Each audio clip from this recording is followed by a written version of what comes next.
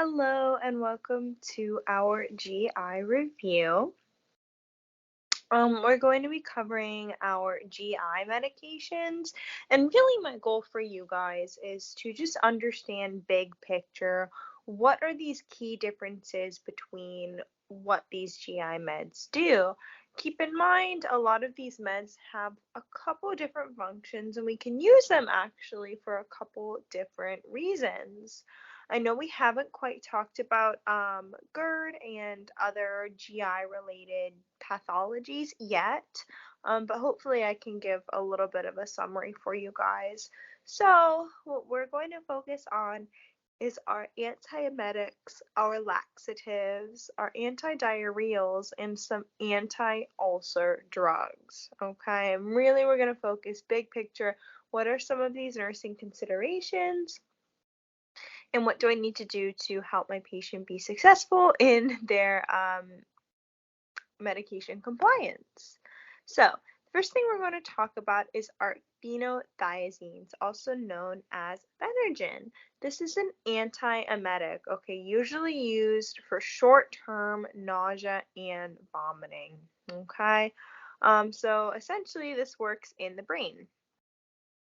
Our brain, if you will, has a vomiting center that's particularly stimulated by some dopamine. So, we really want to understand that while this medication can help with this nausea and vomiting, it should never be used long term. Okay, it's got some of your anticholinergic, your dry effects, and it also has extrapyramidal symptoms with prolonged use. So, if you notice that your patient has been taking this phenothiazine and is starting to have these uncontrolled facial movements, maybe they're chewing on their mouth, they're kind of tongue lolls, we really want to assess, hey, how long have you been using this medication? Because that's not a normal finding. They should not be using it long term to have these EPS, symptoms. Additionally, this can turn your urine a reddish brown color and alter the color of the stool. So that's just something we do want to keep in mind. Particularly for this drug, we're also watching for vision changes, and we are also teaching our patient to practice safe sun because it can make your skin pretty photosensitive. Our Reglan, on the other hand, this also can be classified in both the antiemetics and then also kind of a GI stimulant, if you will. So let's talk about why it's usually used for promotility purposes and as an antiemetic. So when patients have GERD, they eat their food, goes down the throat, our lower esophageal sphincter closes. It allows that food to stay in the stomach, spin, churn, get digested, and then go through our intestinal tract. Well, what happens with GERD is that while that food's still up there churning, that sphincter relaxes and the food goes back up. So with this Reglan, it actually increases peristalsis, so it helps that food go a little bit quicker down throat into the stomach into the intestines. And by doing so, for patients with GERD, it actually helps reduce those vomiting aspects of GERD because it's just helping by using the promotility properties, it's also helping kind of get that food going through so that way they're not going to spit it back up, if you will. Really, our big nursing consideration is going to be watching for this neuroleptic malignant syndrome and a little bit of tardive dyskinesia. This is why we're looking for our heart rate, rhythm, levels of consciousness. We want to see if they're having any issues that can cause really, really bad things to happen for the patient. Um, this should also, when used for GERD purposes, we are going to want to take it about 30 minutes before those meals. Keep in mind, this medication should not be used long term, and always consult with your provider about your doses. Kind of moving into the laxative area of this review, one of our most common ones is our milk of mag. We use this really, again, lots of our GI drugs can be used for lots of different things. While this can also help neutralize some of the gastric acids, it does have a diarrheal effect. Well, what's causing this diarrheal effect? It's helping increase that osmotic pressure, pulling fluid into the colon to help us get rid of it. Additionally, we talked a lot about hepatic encephalopathy in patients that have liver failure. Their liver is not metabolizing toxins such as ammonia as well. So, this drug can also be used to help reduce those ammonium levels by helping us excrete it via the stool. Okay, so there's lots of different, side effects, uses, but remember, magnesium, it's an ion, okay? It's on our periodic table. So we really want to be careful when we start having abnormalities in these magnesium levels. We can start to see some cardiac issues, some issues with reflexes, etc. Big thing is that it's not safe for children, and we should not be using it for older adults who do have Alzheimer's disease.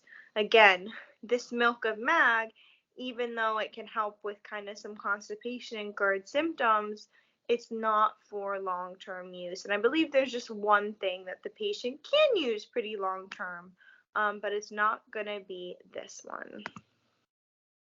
Now we're going to talk about our stimulant laxatives. This is going to be our Ducalax. So what do stimulants do? They help with slow transit. So usually patients that are on opioids, lots of pain meds, or even just being in the hospital can constipate them. So this is a good drug of choice for a little bit more of those acute situations. Keep in mind we can administer it a couple different ways, and they each have varying times. Obviously, if you're using this as like a rectal suppository, it's going to work pretty darn quick as opposed to an oral pill. Again, really not safe for long-term use, and it can have a bit more inconvenient, uncomfortable side effects. So we really want to be careful about our dosing. Always, if you're giving any sort of GI med, we want to assess bowel sounds, we want to palpate the area, we want to assess for pain, any sort of distension, things like that. Up next is our bulk forming laxative, Metamucil. So this one actually is safe for daily use in our older adults. This really just helps increase the bulk of the stool, okay? And that's really a big issue with our older adults, is that they have a little bit of a hard time getting on like a regular poop schedule, if you will. So a lot of the older adults do take this daily, and this is one of our only tummy meds, GI meds, that is actually safe for daily use just in these older adults, because essentially all it does is it helps, absorb water along that GI tract to just add bulk to the stool. A big nursing consideration for this drug is that these patients need to be drinking adequate water. If they are dehydrated, we should hold Metamucil. If you do not take this with sufficient water, it can actually cause an intestinal obstruction. So what might we see or hear or assess with an intestinal obstruction? These patients will have lots of pain, lots of bloating, lots of cramping, and you'll hear these really crazy high-pitched sounds above the blockage. But then if you go to auscultate in the quadrant below the blockage, we're not going to hear anything, and that's a really big problem. So that's also why it's important we're using our stethoscopes and we are doing good nursing assessments. So they should increase their fluid intake and make sure that they mix this with a good amount of water. And finally, we have our DocuSate. With our DocuSate, again, usually used for some short-term constipation. This just helps secrete water and electrolytes into the lumen to just help everything process a little bit easier.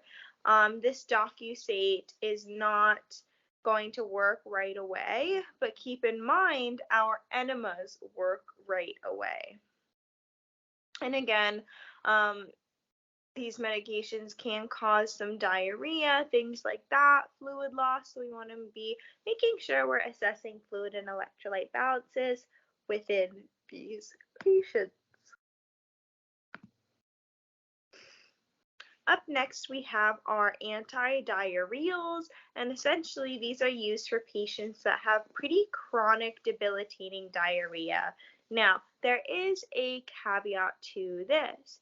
If your patient has a bacterial infection in the stomach, like let's say they have some food poisoning, things like that, we're not going to give them antidiarrheals.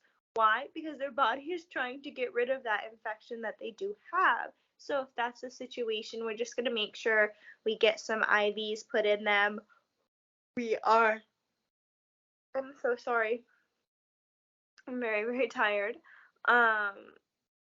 We are assessing their fluid and electrolyte status. We are assessing their telemetry, their cardiac status, skin turgor, all of the above, because unfortunately with those bacterial infections, we kind of just let it run its course.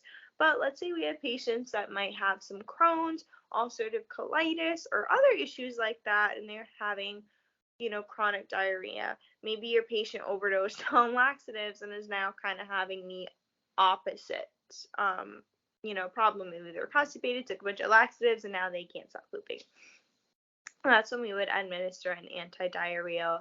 A big issue with our antidiarrheals is an adverse effect can be toxic megacolon, and that can perforate and make the patient go septic. So please review that.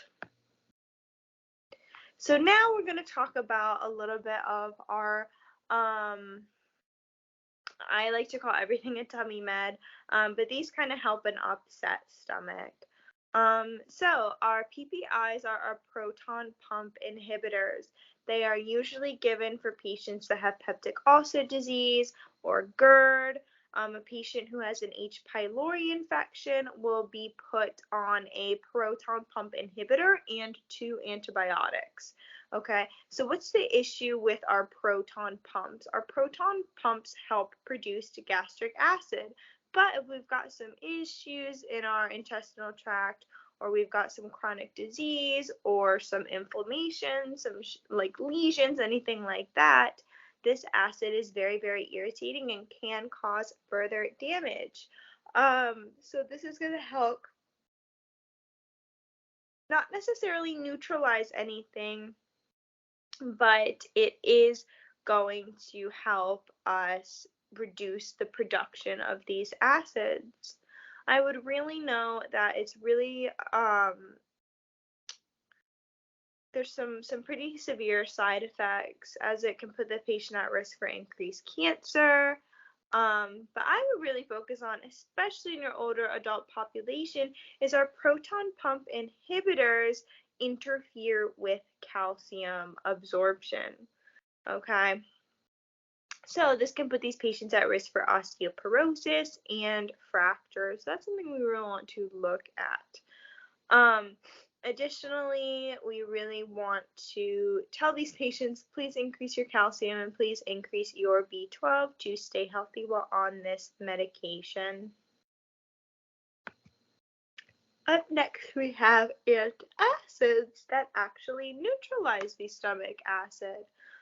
So what's happening with why these meds would be used is maybe patients who do have chronic heartburn, indigestion, some stomach ulcers, GERD, and all of this is causing a lot of irritation, especially within the esophagus. We can give an antacids. Usually Antacids are either going to be composed of magnesium or aluminum. Just know that if your antacid is aluminum based, it can cause constipation. But if it's magnesium based, it can actually cause a good amount of diarrhea. Big nursing consideration for antacids is that what do? They neutralize a lot of things in the stomach, and really we cannot be taking antacids with other medications simultaneously at the same time. Usually there's going to be a 1 to 2 hour buffer window. Lots of medications rely on the acidity of the stomach to kind of help aid in metabolism. And if we, take their cardiac med or an oral antibiotic with an antacid, there's a really big chance that those medications will become null and void. Also, on an antacid, you really need to drink lots and lots of water. These can be a little bit harsh on our kidneys, so monitor your kidney function, and really not for long-term consecutive use. Up next, we have our sucralfate. So sucralfate, it doesn't really interfere with the acid production or neutralizes anything. Essentially, sucralfate is a nice little protective covering. So this med gives a good, as if it were kind of like a little protective blanket that coats the ulcers in the stomach and the GI tract to prevent further damage. What's causing the damage? Well, the acid is causing the damage. Unfortunately, though, these medications can cause a little bit of constipation and stomach upset. And just know with a lot of our cardiac meds, such as digoxin, kind of warfarin is a cardiac med for kind of like if someone has stents, it's a antiplatelet, things like that. We really want to kind of take the sucralfate on its own and make sure that you take it on an empty stomach and take it with water.